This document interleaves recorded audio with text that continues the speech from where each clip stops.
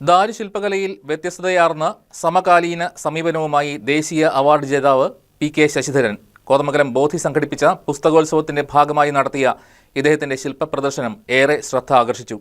വൃക്ഷങ്ങളുടെ പേരുകൾ ഉപയോഗിച്ചാണ് ഇദ്ദേഹം ശില്പങ്ങൾ തീർത്തിരിക്കുന്നത്. കലയും കൗശലവും കരങ്ങളിൽ ഒരുപോലെ എത്തുമ്പോൾ കരകൗശലം എന്ന വിദ്യ പിറവിയെടുക്കുന്നു. ഇത്തരത്തിൽ ആകർഷണങ്ങളായ ഒട്ടനവധി കരകൗശല സൃഷ്ടികളുടെ പ്രദർശനവുമായി എത്തിയിരിക്കുകയാണ് ദേശീയ അവാർഡ് ജേതാവും ചെറുകുന്നം സ്വദേശിയുമായ പി.എ. ശശിധരൻ. ബോധി കലാസാംസ്കാരിക വേദി സംഘടിപ്പിച്ചിട്ടുള്ള പുസ്തകോത്സവത്തിന്റെ ഭാഗമായി തന്റെ കരകൗശല വസ്തുക്കളുടെ പ്രദർശനവുമായി എത്തിയതാണ് അദ്ദേഹം. വൃക്ഷങ്ങളുടെ വേരുകളെ ഉപയോഗിച്ച് ശില്പങ്ങളെ തീർക്കുന്ന ഇദ്ദേഹത്തിന് 2017 മികച്ച ദാരുശില്പിക്കുള്ള ദേശീയ അവാർഡ് ലഭിച്ചിരുന്നു. മുൻ BSNL ജീവനക്കാരനായ ഇദ്ദേഹത്തിന് 2023 മികച്ച ദാരുശില്പിക്കുള്ള സംസ്ഥാന അവാർഡും ലഭിച്ചു. തനിക്ക് സംസ്ഥാന അവാർഡ് നേടിത്തന്ന ശില്പമാണ് ഇവിടെ പ്രത്യേകമായി പ്രദർശിപ്പിച്ചിട്ടുള്ളത്. മണിപ്പൂരിൽ പരസ്യമായി മാനഭംഗത്തിനിരയായി മരിച്ച സ്ത്രീകളുടെ പരോക്ഷ ചിത്രീകരണമാണ് ഈ ശില്പം.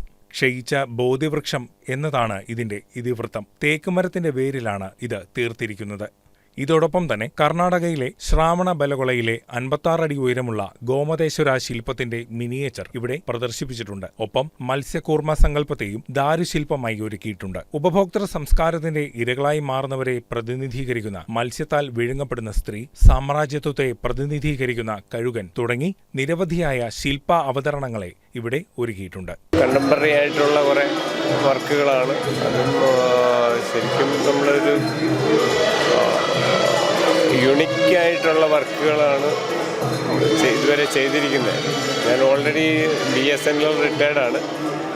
അതുകൊണ്ട് ഒഴിവ് വരുന്ന സമയങ്ങളിലാണ് അന്ന് ചെയ്തിരുന്നു. പക്ഷേ റിട്ടയർമെൻറ്റിന് ശേഷമാണ് പൂർണ്ണമായിട്ടും ഇതിൽ ഇൻവോൾവ് ആവുന്നത്.